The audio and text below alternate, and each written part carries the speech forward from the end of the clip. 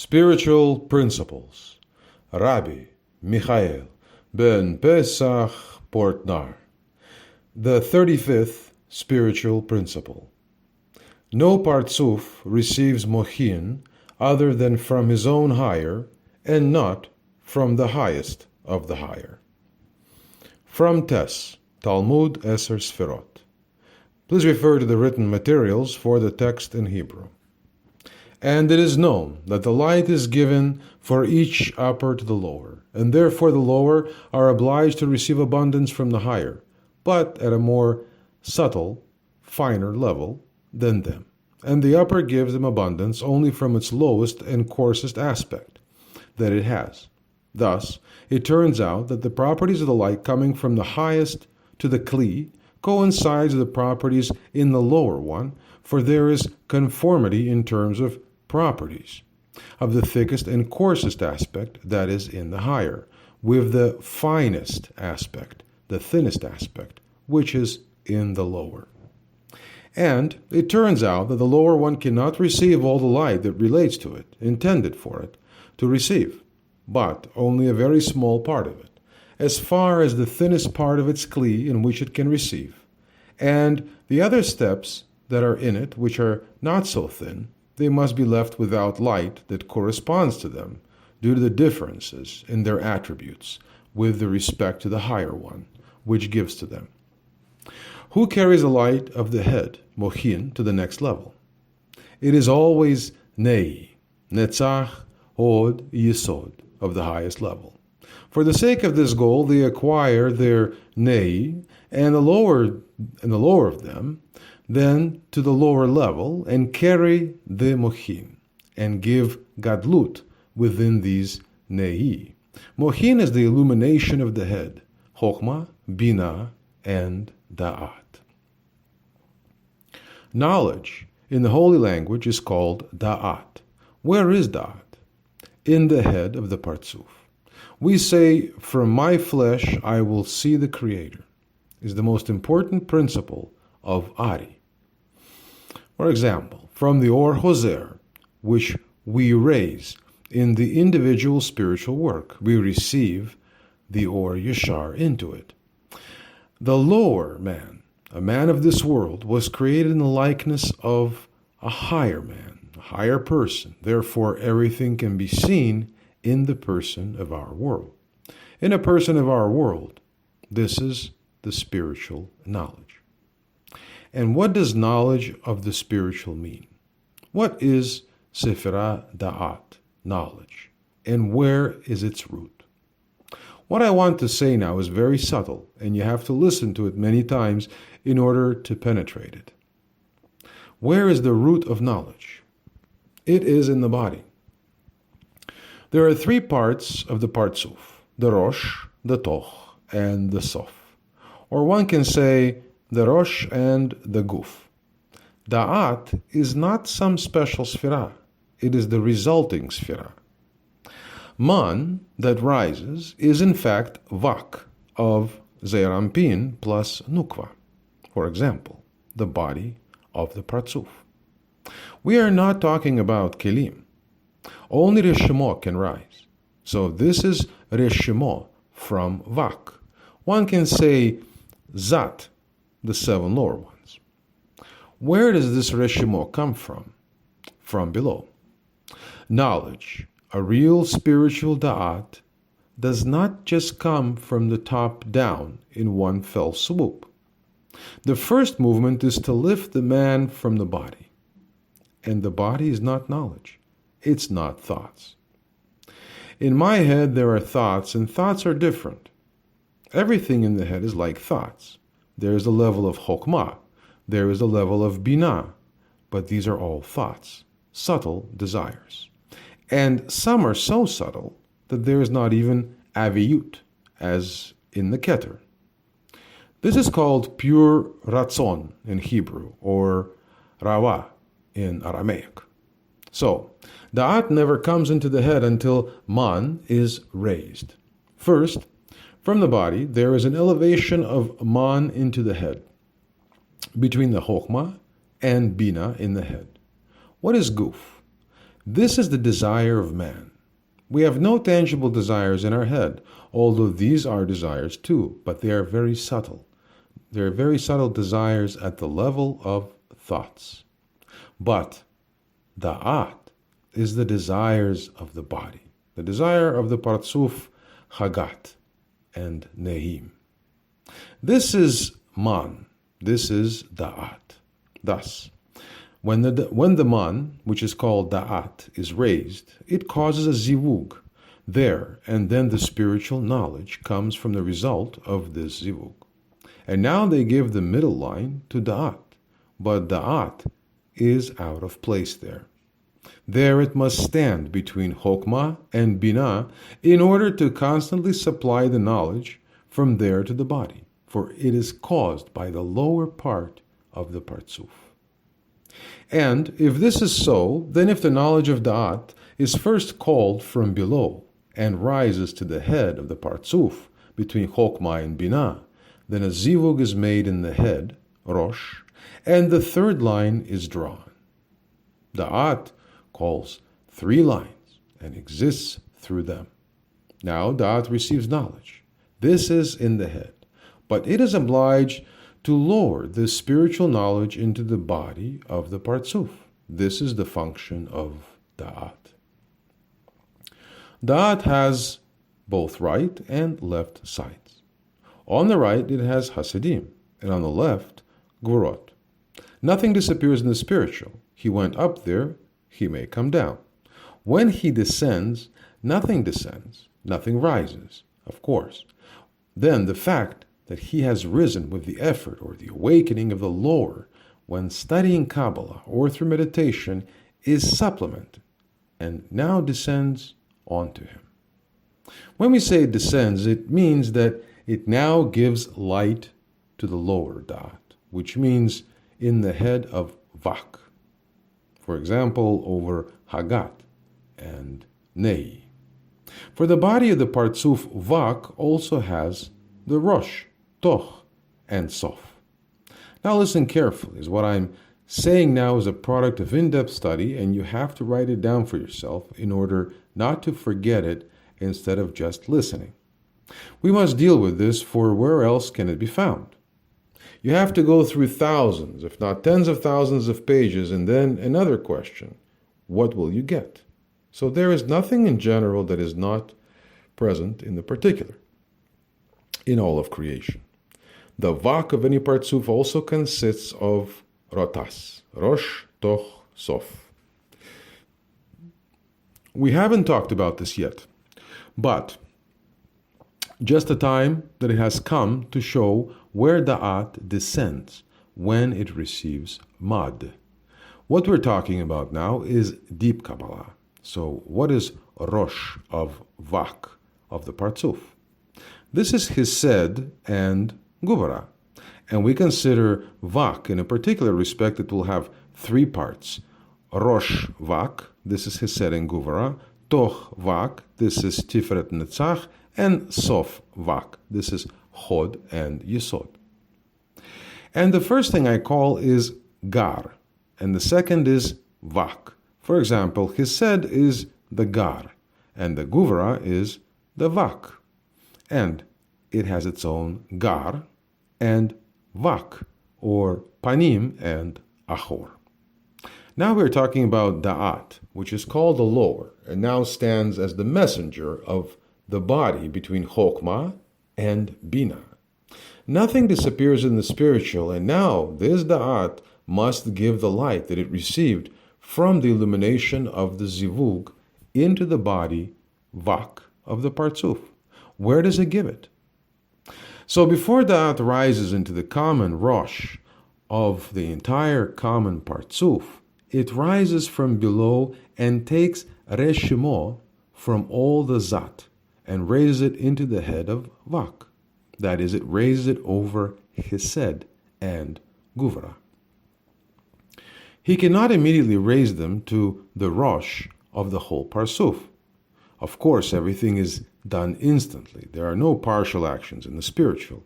It immediately rises, but we say this as it passes into the common Rosh of the common Partsuf. Before he rises into the common head of the Partsuf and stands between the Chokhmah and Binah, he rises through the Sof Toch Rosh of Vak. We must pass through the head of the private Partsuf of Vak, and then his place is between Chesed and Gvura of Vak. Of course, certainly, in the spiritual it does not happen like this, but instead it happens immediately. In a moment everything comes there. But if everything is viewed in stages, then surely it must go through all these intermediate phases, and then rise to the common head of the common Partsuf. Yehuda Ashlag talks about this somewhere else in Tess. I think in part 5, that there is no partial action in the spiritual. This means that the man rises immediately through all the Sefirot and raises all Reshamo from Zat to the common head of the common Partsuf. Yehuda Ashlag gives us such an impressive example from our world. The man is at home and he needs to leave the house to go to the street. He is in the living room. He has one floor and there is an external door. What does it mean to go out? So you need to go the distance from the living room to the external door. So it will be considered that he went outside. So if this person has a large corridor leading from the living room to the front door, and between them there are some 4 rooms that are in each other, then in order to go outside, he will need to open all these intermediate doors. He will pass through one room, then through another, then through the next one, and through one more, i.e., therefore, all 4 immediate doors. But we do not call passing through all these passages exiting from the house. The person says, I'm going to work now, and this means I'm now going outside. He does not think that he has to go through 4 doors, which makes sense. But still, it is understood that in order to go outside, he is obliged to go through all these 4 intermediate rooms and doors. So happens here. The same, absolutely the same, happens here. This da'at rises to the head in one fell swoop, but of course it needs to go through all the steps of zat to get through the head, or to get to the head. What I'm saying now is very important and purely spiritual thing that you can then apply to many things. As in the spiritual, it is always necessary to learn the general principles, then everything will work. So, now the At, who stands in the head of the common Partsuf between Chokhmah and Bina, received the Mad, and now he must transfer this Mad of the lower, that is the Vak of the general Partsuf. How can he convey this? Everything in the spiritual is done in such a way that everything is transmitted only by the Neget Midah. A specific property is transmitted only through the same property of the recipient.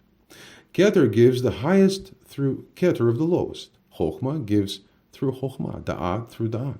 It may happen that a Keter, in order to give to another Keter, must pass through other Sfirot. This is exactly the same as passage through 4 intermediate rooms. These 4 intermediate rooms do not seem to be considered. It goes without saying that there are some intermediate doors or rooms there, but this still counts as one way out. Similarly, in our world, it does not happen that when 2 people meet, one stretches his hand and the other raises and stretches his leg, for example, to greet the other person. There must be a correspondence in properties. So, this Da'at, which received Mad, now lowers itself into the private head of Vak, between Hesed and Gvura. It is in Kabbalah that Da'at descends because it gives Da'at to its own, which stands in the private head of Vak. And this one already distributes further. At first he gives into the head of the private Partsuf of Vak, which is Hesed and Gvura, which is then transferred to the body, and then even lower into Sof.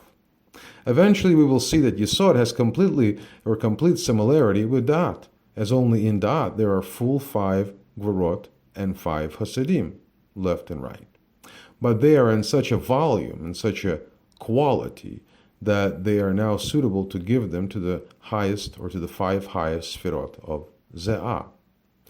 For example, from Hesed to Chod. And so this Da'at passes and distributes its own part of Hesed to everyone. First, Hasidim passes from Hesed to Chod, then passes it through them and Gvurot. Then all of this falls into Yesod, but already more in a thin, crushed form, because the lower it is, the less power is available to withstand the light that comes from the higher. Therefore, Yesod, as well as Da'at, also has 5 Hasidim, which he received from Reshemot Hasidim through the 5 Hasidim, from Chesed to Hod through Da'at, which is in the private head of Vak, of the general Partzuf. Yesod received these 5 Hasidim in his right side, and then Gvorot are simply conducted through the 5 Sfirot Hasidim from Chesed to Hod. They are Sfirot who simply pass Gvorot, which are in the left side of Da'at, to Yesod, and they become the left part of Yesod. And these 5 Gvorot, which now descended and became on the left side of Yesod, are no longer those, but sweetened, because they have gone through 5 Hasidim of the general Vak. These are not just those Gvorot, which Da'at received in the common head of the common Partzuf, which are from the left side, i.e., more from Binah, where the pure Gvorot are, as here they are already sweetened. Then Yesod can already transmit this to Malchut of the common Partzuf. What I'm saying now is the greatest Kabbalah. Where else will you hear all this? And this is all very important. This means that if there is no Da'at, there is no knowledge. In the Talmud it is written, Ein Torah, Ein Kemah. There is no Torah and no flour. There is no result, there is no food. That comes from the Torah. And there is the opposite saying, Ein Kacham, Ein Torah. These two statements from Pirkei Avot, the teachings of the fathers, and from both sides they are valid. It is written, if there is no Torah, then there is no flour, meaning no bread. Torah gives bread, and bread means mochin. This can be compared with what I have just said. If there is no da'at, knowledge, if there is no spiritual reason, then there is no mochin. And the second statement written the same, Mishnah says, Ve'ein kema ein Torah. But if there is no flour, then there is no Torah. Usually this is simply explained by the fact that a person must work in this world in order to teach or in order to learn the Torah. No one can say that he teaches the Torah or learns it, and everything that he does is purely spiritual and should deal only with the spiritual. And he does not need to do anything in this world. He does not need to earn money. But I explain this to you in relation to Da'at. Da'at is knowledge and intelligence. And the body, where mochin, light, is delivered from the mind and the knowledge, means a person's desires. These are real desires, internal. Examples, they are bodily desires. The desires of the body of the Partzuf are already the kilim, chagat, and nehi, the real kilim. Bear in mind that there are no kilim in the head of the Partzuf. There are only the roots of the kilim, the finest shells that the mochin dresses into. Therefore, knowledge, da'at without kilim, is the same as nothing. It's like 10 birds in the air, but how can I feel them? Yes, I see it all, but only when they all fly to me. And then I open the cage, my kilim. And then they enter this cage. And only then I can rightly say that they are mine. And I feel them. And I can feed them, etc. So these wise men of the Torah who were Tanaim, the real Tanaim, great wise men of the epoch before the Talmud, said in Pirkei Avot to them, Ein kecham, ein Torah. If there is no flour, then there is no Torah. This means that a person himself, by his individual spiritual work, by his desires, from the very body of the Partzuf, must call or raise man. And then he, by this, attracts da'at, knowledge, and mind. And this is called the real mind. Therefore, in Pirkei Avot, we find both of these conditions which seem to be opposite to each other, opposite in their directions. The expression, if there is no Torah, then there is no torment, means that if there is no da'at, mind, then there is no spiritual desire within. Mochin also do not come into the body of the Partzuf. It is just that da'at himself, without this being caused by the body, desires that are coarser than the desire to simply know, that is, only thoughts, and just thoughts. This will not help. It is written, there is no flour, then there is no Torah. As for example, if there are no desires, the rise or the raising of the desires. For example, the raising of man from the body, of the partsuf, from the roughest part, from where the real kilim are located, then there is no Torah. That is no spiritual knowledge. There are different souls. One soul is like this, and the other soul is very good with the head. Each has its own correction and its own soul. And one cannot say that this one is better, but this one is worse. Everyone has their own way, his own tikkun. Thus, we see that all this is interconnected, that simply by knowledge, nothing can be taken in the spiritual, and everything must proceed from desires. Kilim. This is what I have now raised from the bottom up. This is Da'at. By her deeds, Israel can lead to unity, or the separation of the Nukwa from Ze'ah. And this is all liberation. And Israel is closest to the Creator. There is a sight of Israel and all other nations of the world that join Israel. For the one who joins the Blessed One also becomes the Blessed One. And then they raise Man, and it rises up to the steps, up to the Nukwa, Ze'ah, etc., up to Ein Sof. Then it returns and leads Nukwa and Ze'ah to the Zivug, unites them, and only after they come face to face, panim bepanim, they give birth to Mochin of the lower ones. Mochin comes to the one who caused this Gadlut, and the Zivug face to face for Ze'ah and Nukwa. Then Israel unites with its country, Israel, who is the carrier, Merkabah, chariot of the properties of Ze'ah. He returns and merges with his earth, both united, the above and below.